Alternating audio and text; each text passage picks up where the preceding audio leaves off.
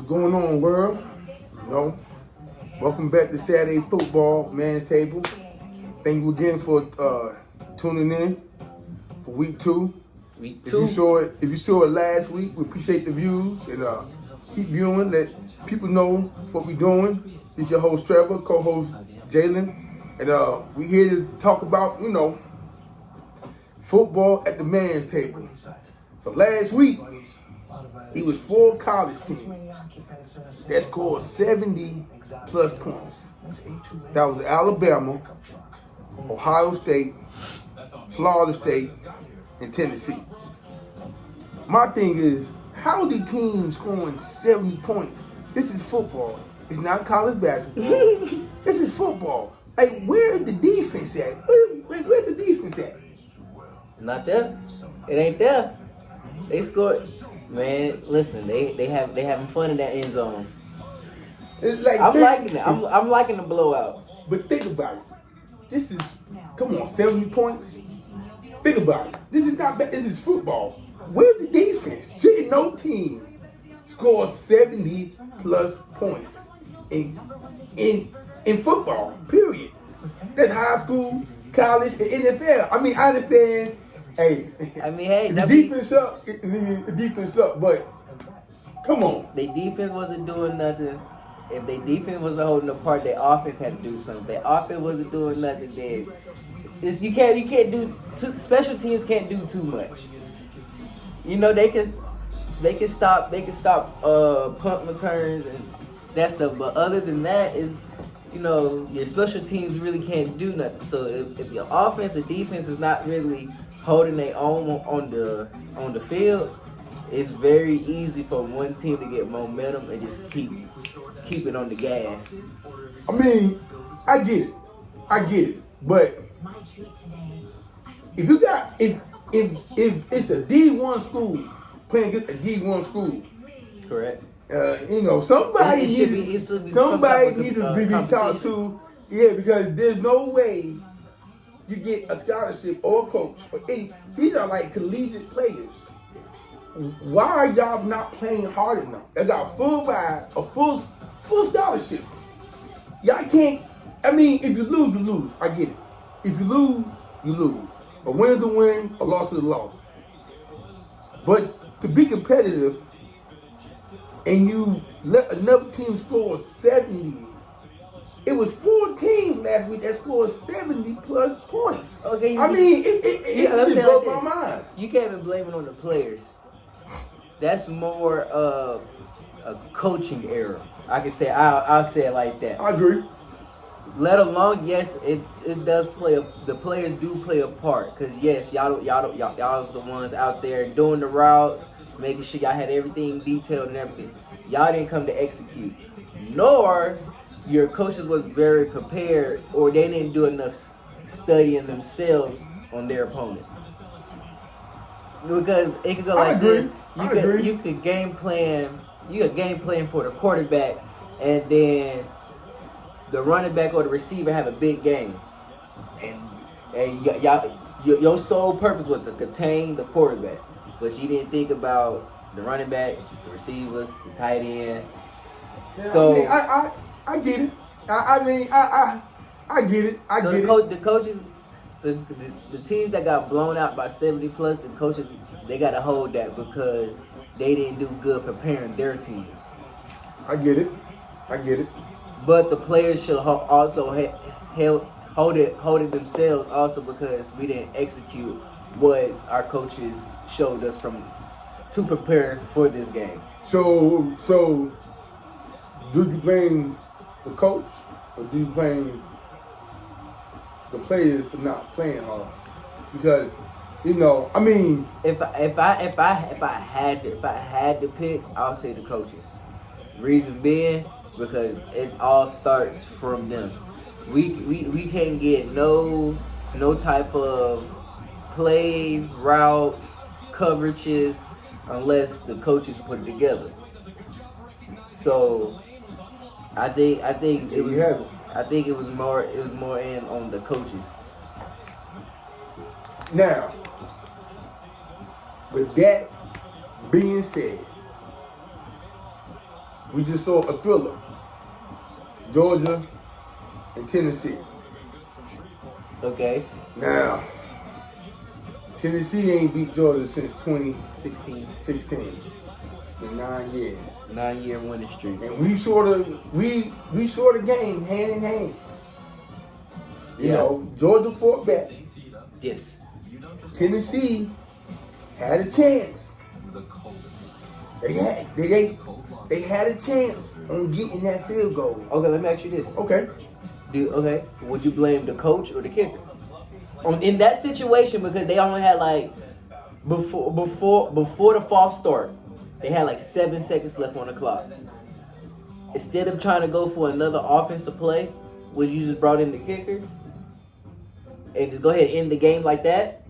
Or would you go ahead and continue with the false start and then try to work with it? Like, who would you blame in that situation? Well, I mean, you know, I don't want to sound, you know, too blunt, or I ain't trying to sound, you know, mean about it, but the kicker it ain't like the kicker is in the game getting beat up and tackled and all that. All he do is kick the football, either a punt return or a kickoff. He's well relaxed. His body ain't beat up. You know, y'all know I ain't lying. A kicker body, they not getting hit for 4 quarters. The only thing that might hurt them is their foot. Kicking the ball all day. In that situation, the kicker got one job. And one job only. That's to kick this field goal. That's all he needed to do is kick this football in that field goal. That's all the man has to do. It ain't like, you know, he got to, I mean, it's not like he's out there playing kicker, quarterback, tight end. He's well rested for the whole game. I mean, exactly. He's the most non-tired player on that squad, is the kicker. In that situation, you just got one job to do. One job to do, sir. One job to do. And that, I don't care what angle you got on that football field. Okay. Your job is to kick this football in that field goal. So, in that situation, it's the kicker's fault. Because if he try to get to the NFL, I mean, hey, you know, hey. They don't you miss, gotta kick that. They you don't, got they to don't kick miss that game-winning field goal. Yeah, they don't miss Rod White like that. Yeah, it was wide right. They don't. Okay. Any man, look at any man who watched that game today. Y'all know, and y'all thinking the same thing. He got one job to do, just one job. That's kick the football. All right, we're back.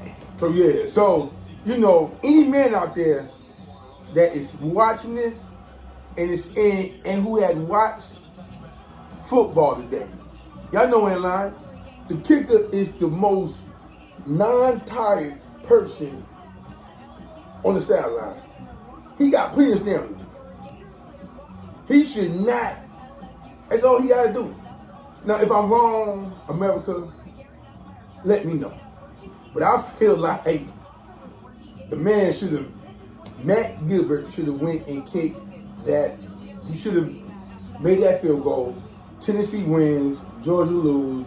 They stopped the 9-year stint of losing against them, and then, you know, they celebrate. But, you know, but it was a good game. What do you think? Overall, it was definitely a good game. They came back from 20. Tennessee had 20. Georgia had like 7. Came back and actually stayed with them for the remainder of the game. It was a good fight.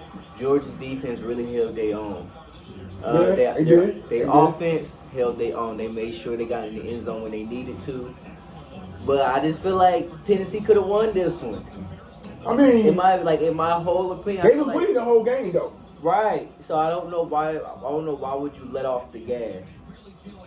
They got too relaxed. I think I think they got too relaxed and understood. Oh, this is a big game. We got them. Not knowing, Georgia is number 6 Right. in the nation. They are a top team. Tennessee got a good squad too this year, so they both came in the game 2-0. So I just feel like at the end of the day, put that kicker in. He didn't make that. If you put that kicker in at crunch time, he need to kick that ball and win the game. Went to overtime. He did kick a field goal. He went up 41-38. But that still don't count. Yeah, you put them up in overtime, but at the end of the day, what they do? They went back and scored a touchdown. Boy, I tell you. Now you're watching this Florida and LSU game. I think it's going to be a good game. I got LSU. Who you got? I got Florida. I feel like it's going to be a defensive battle. No. LSU, they ain't from Louisiana. So they in the boot too. Yeah, this should be a nice defensive battle. So moving forward, what's your thoughts on the on the NFL last week? It was good. It was real First good. week. First week of the NFL was good. A lot of teams that I thought would have won lost. So that gets me excited for the season and how that's gonna go. I was real excited after the first week. Was there any upsets last week that you think happened, or do you think it was the games were balanced and So yes, most of the games were good. It was a good balance. They both had highlights of good offensive and defensive moments. But I think, if I'm not mistaken, I think it was the Colts. They put up, I think, 33 on somebody. If I'm not mistaken.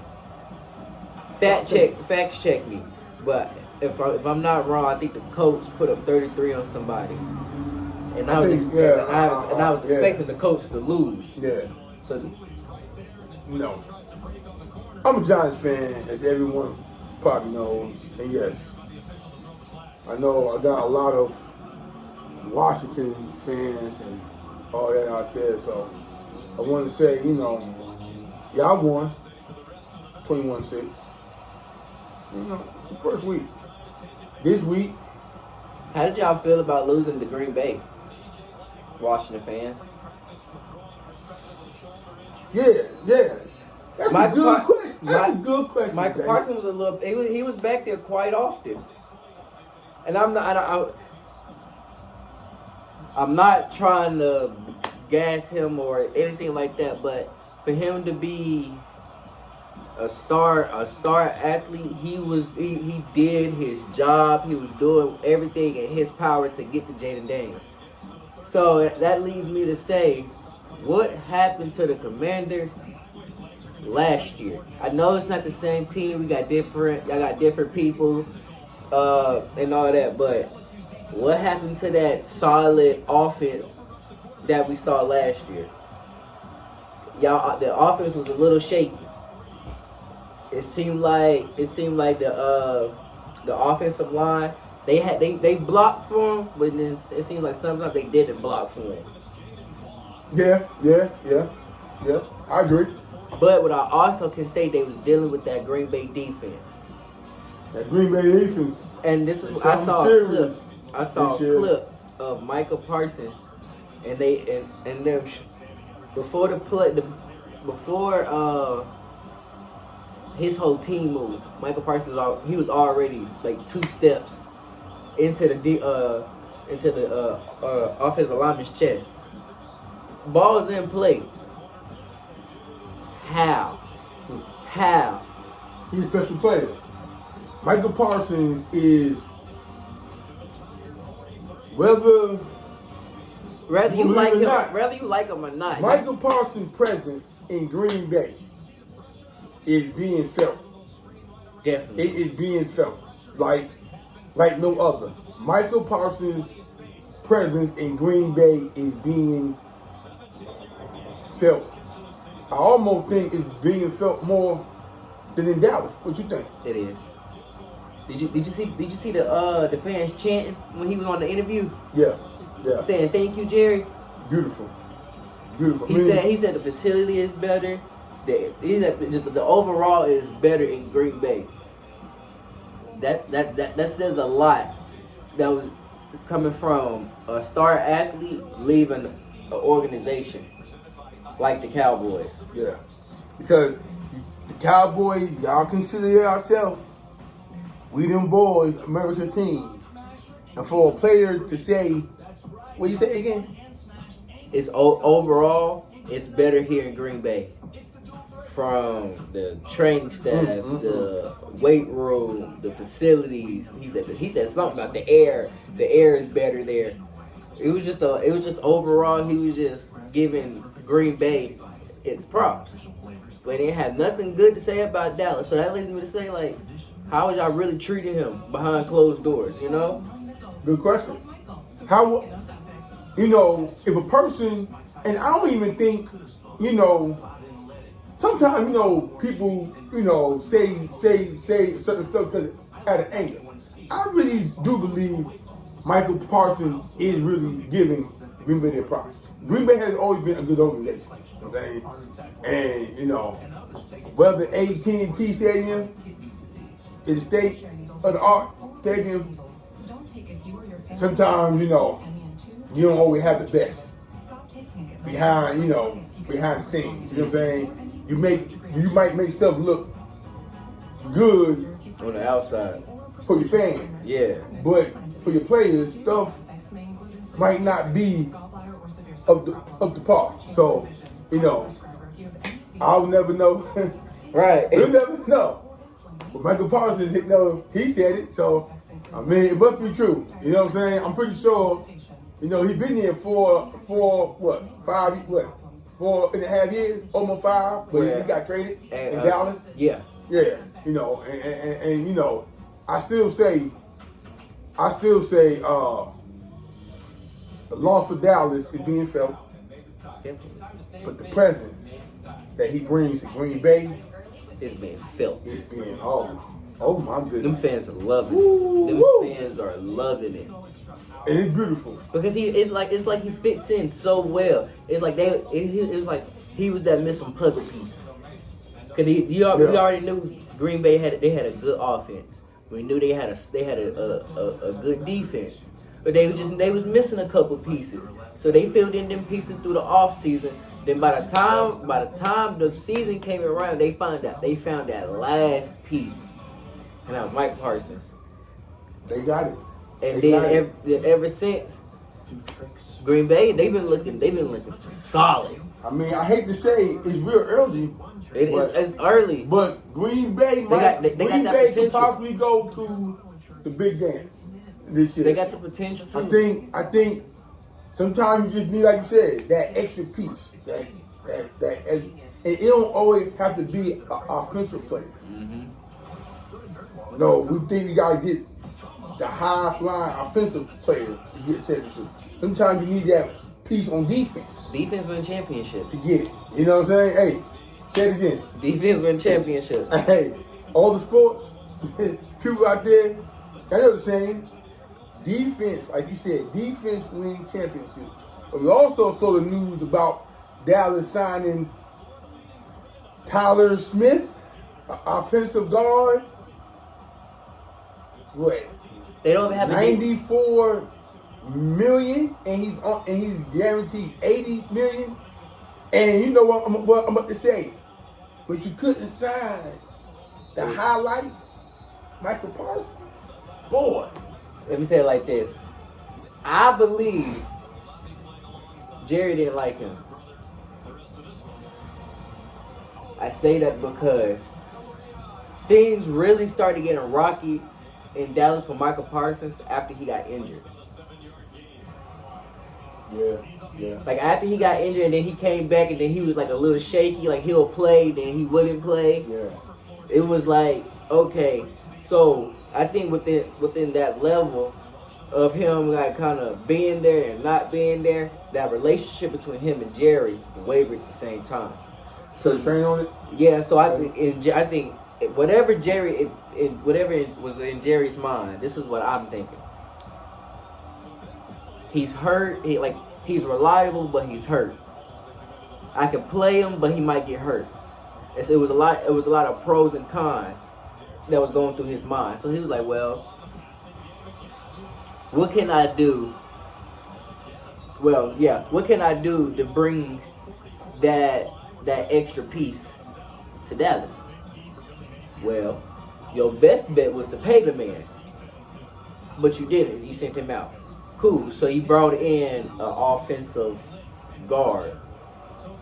You still don't have nothing for that defensive end, or if you do have somebody for that defensive end, they not doing what Michael Parsons could have done to help your defense. So therefore, it's like, okay, what are you really doing? Yeah. Like, are you trying to make it to the Super Bowl, or are you just trying to survive? Because that's what the Cowboys been doing for the last 30-something years. Surviving. I think Jerry Jones, he need to go home. And, like I said, I'm not a Dallas fan, but I've always said it. Dallas had talent upon talent. And Jerry Jones is always going to go and make himself bigger almost than football. No other organization is no other organization, CEO, general manager, president is on the upfront more than Jerry Jones. Would you agree? Yes. I don't know not one other GM that got his hands on as much as Jerry Jones does. I get it. You the GM. You the money man. Cool. I don't know what you don't know what you're doing though. You need some help. If you gonna continue to be the GM, I feel like you need some help. Yeah. Because you're not making smart decisions for your franchise. Exactly. Because if we go back down to Cowboys history, if you look at it, I ain't gonna say every, but I can say I'll say for the last couple of years since Terrell Owens retired and all that, right? Every time the Cowboys had a star player, Jerry Jones didn't want to pay them. No. He didn't want to pay them, but then wanted to pay them like right at the end. It was weird. So it was like, why are you keeping that? Why are you keeping that history going? Yeah. Like, no, you need some pay help. the man. Pay him. Go ahead and pay him. You paid Dak. You paid him. Dak ain't producing worth. You paid CD, but you paid him late. He dropped 2 passes the first week, and we gave him all that money. But Philly came out on top. Correct. And then you just kicked your star, your bread, your money man, your hopes and dreams to the Super Bowl to Green Bay. I mean, so now you just get Green Bay that kick in the butt. Like, yeah, go ahead and get that. At this point, Jerry Jones is just doing stuff. Yes, he is. And he needs to sit down somewhere. But I just wanted to bring that to the upfront that you signed an offensive guard, Tyler Smith, a $94 million 4-year deal, and he's only getting $80 million. Well, I ain't gonna say only. I mean, $80 million is. That's a lot. Yeah, that's a lot. And guaranteed? So guaranteed money for an offensive guard. Somebody that's not really. I mean, I ain't saying he ain't good. I mean, I ain't been paying attention to him, but I ain't. Where to he come? sign, Where he come from? I had no idea. Right. I had Right. no idea. But Who- the man that is to talk or was to talk and was leading that organization the right way. No, you let him down. You let him down. But he's in Green Bay. Week 2, but he's doing phenomenal. He's happy. I'm happy for him. Are you happy for him? You know. He look happy. Yeah. Like you could tell. Yeah. You could tell by the way he's played. He's free. He can move how he want. Like, yeah, he's being able to be that player that he actually wanted to be. Yeah. In Dallas. So how about your thoughts on week 2? I'm excited. Excited. We got a Okay. Super Bowl rematch. Ooh. Ooh. That Kansas City and Philly? Yeah. You a Philly fan, ain't you? Yeah, so it's Oh, different. yeah, so, yeah, I feel like, they're going to be a good one. Okay, You know, let me ask you this. They're going to definitely be a good game like that. Everybody say the Kansas City Chiefs got a different rivals. They say it's the Bills. They say it's the Bengals. In my opinion, it's the Eagles. You wanna know why? Is my opinion because we both met in the Super Bowl twice. Yeah, We both made it to That's a fact. playoffs twice. that's a fact. We see y'all in the regular season and probably the postseason about once or twice. That's a fact. We're the real rivals when it comes to our division. Yeah, I mean, Kansas City is AFC. Kansas Philly is NFC. So Kansas City and the Bills. I say it like this: Patrick Mahomes, he always beat Josh Allen. Postseason, regular season, playoffs. Josh Allen can't get over Patrick Mahomes. Cool. We could go Joe Burrow. I'm pretty sure Pat done beat him postseason, playoffs, and regular season. If we go to Jalen Hurts, we're tied 2-2. Postseason, regular season. And we both got Super Bowl visits, playoff visits. So I feel like at the end of the day, we the real rivals when it comes to the NFC, from the Eagles and the Chiefs. It won't be the Chiefs and the Bengals or the Chiefs and the Bills. I see where you're going with this.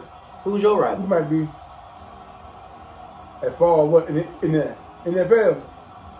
Like who? Like if you had to pick, like I know you hear a lot of like, yeah, the Giants' rival is this and that, but you are a Giants fan, so you know who y'all see more. You know who y'all play more. Our and all that. rivalry is Dallas, man.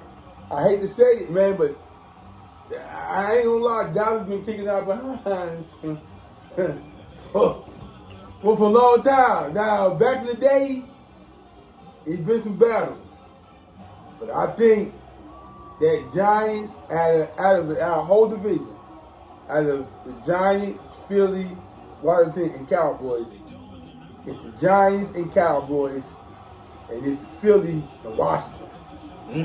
That's a heated. That's a I don't physical. know. That's a physical battle. Right Then there. Philly and Washington or Philly and Cowboys.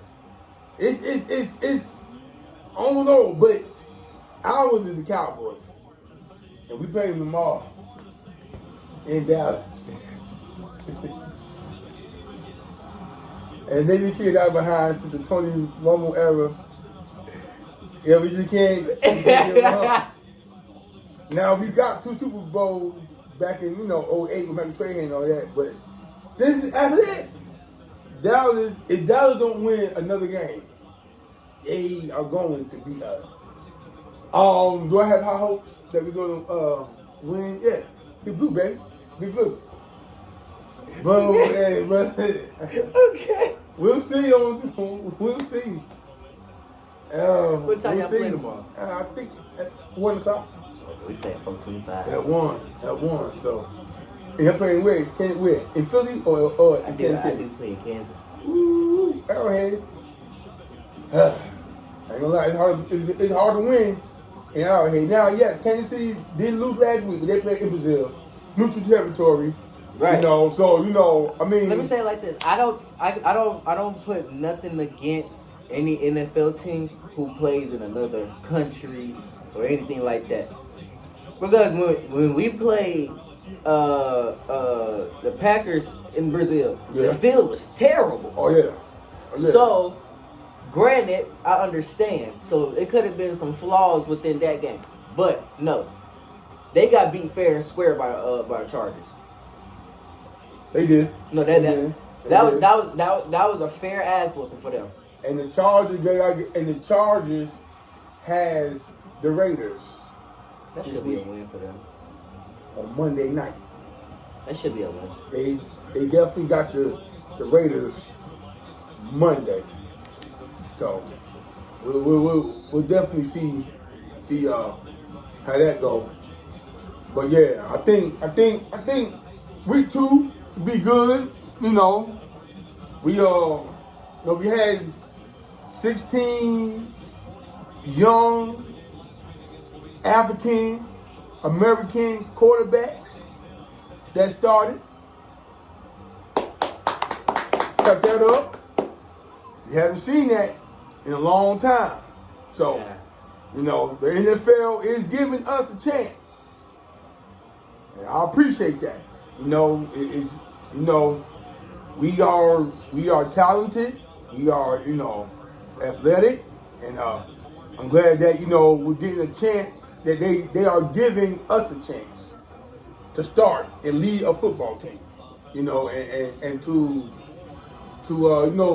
showcase the world that we're not out here being black and ignorant. We're black and we're somebody, and we're trying to do something positive, taking care of families, and trying to be a role model for the up and coming, young quarterbacks. You know what I'm saying? But, I'm definitely glad that, we are giving us a chance. The NFL is giving us a chance as quarterbacks to, quarterbacks to lead, and be productive and be something. You know what I'm saying? I hate Shador wasn't in the starting, and that's another story. But he should be. But I guess it's the organization he's with, or just how, you think so? Think it's the organization, or you think it just? It's different, the organization. They got too many quarterbacks in that room. They got like five or six quarterbacks in that room. But here's the thing. They only rotating 3. So the other 2 to 3 are just sitting there. So Shador, he's really just sitting there. No reps enough. No, he gets practice reps, but you're not even getting reps with the starters. Yeah. You're getting reps with the backup. So it's like, all right. The only time we'll probably see him if the Browns are doing a major blowout. But he's talented. He shouldn't even come in like that on I feel like a blowout. I feel like him and Dylan Gabriel need to go somewhere else. I feel like the Browns they really ain't gonna do nothing with them right now.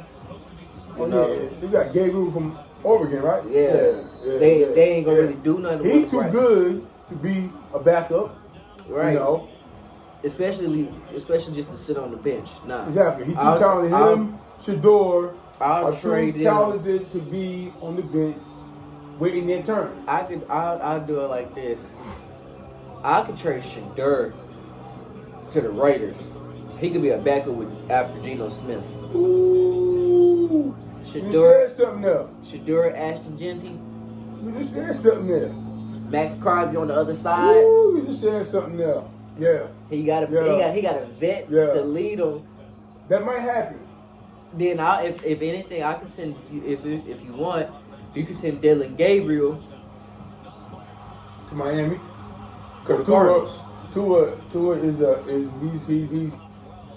he's one hit. He's one hit from losing his brain from the last brain. Yeah. But I could put him with the Cardinals. Want to know why? Kyler Murray is a lefty. Two lefties on the same page that can do everything, and they both small. I ain't thinking about that. They both like height ways. They right there. So it's like, okay, let me match them with what they can already do. Yeah. You are a lefty. Kyler Murray's a lefty. Let me see if I can trade you to Arizona. Shedeur. You saying something there? I can see if you want to go to the Raiders in Oakland. I don't think that's a bad trade. And the Browns can pick up what? If they trade Dylan Gabriel, they trade they 2 quarterbacks. They can potentially pick up 2 offensive players, 2 first-round drafters, 2 defensive players. You could get something within the draft or that's already out. Yeah. But I don't think organizations think like that. They don't. But I also know it's a lot of extra stuff that comes behind trading somebody and doing all that. But I feel like if y'all not gonna use them, send them by this way. Yeah. The fans, let me say it like this: the fans are gonna follow. Of course. The reason the Browns got so much attention is because of Shedeur. Exactly. So I don't know why Shedeur is the reason. I don't know why you won't give him a shot. Just give him a couple of games. See what he can really do. But we'll see. The only way we'll see if Flacco get hurt. Or if Flacco does something real crazy out there. But I feel like even if he get hurt or he do something real crazy, they gonna start Dylan Gabriel over him. Yeah, probably so. But then I think about it like this: Dylan Gabriel, you about 5'10". I don't know how tall you are. I'm just saying you about 5'10", maybe hitting 6 foot. No, you're not 6 foot. You're not 6 foot. 5'10", maybe 5'11". You gotta see over 6'2", 6'3", another 6 foot lineman that's 200, 300 pounds, and then when they stand up, you kind of lose sight of vision unless you get out of there real quick. Yeah. You a mobile quarterback. You're not a pocket quarterback. Yeah. The Browns, they station their quarterbacks to kind of be a pocket. Yeah. Joe, we all know Joe Flacco is not gonna run that ball like that. No. He can. He's 45. He can. Don't get me wrong. He still got him a little bit. But no, he's a stationary quarterback. He's gonna throw from inside that pocket. And if he has to go to the outside or run, he will. But his first thing is throwing from inside that pocket. Shedeur, he's a runner, but he's a pocket quarterback. Yeah. I like Shedeur. And hope and praying that he gets his shine on and gets his respect, that he deserves. And saying that, before we get out of here, is there anything positive, anything inspirational? I want to go ahead and stay focused. No matter what comes your way, keep your head up. Pray. Ask God for the right directions. And ask Him to keep you on the right path. Just stay focused in this world. And as a black man, we already have a target on our back. So we gotta prove stuff twice as hard, we got to do stuff twice as harder just to prove ourselves worthy for something very simple. So just stay focused, keep your head on straight, and keep God first. Stay prayed up. Let's support one another. Let's not put each other down. And And if somebody is down, let's pick them up. Let's be positive. Let's prove the world that we can get along and that we are of something. So with that said, thank you for joining us on Saturday Football Man's Table. Week 2. Week 2, baby. Trevor, co-host Jay, and what? And we out.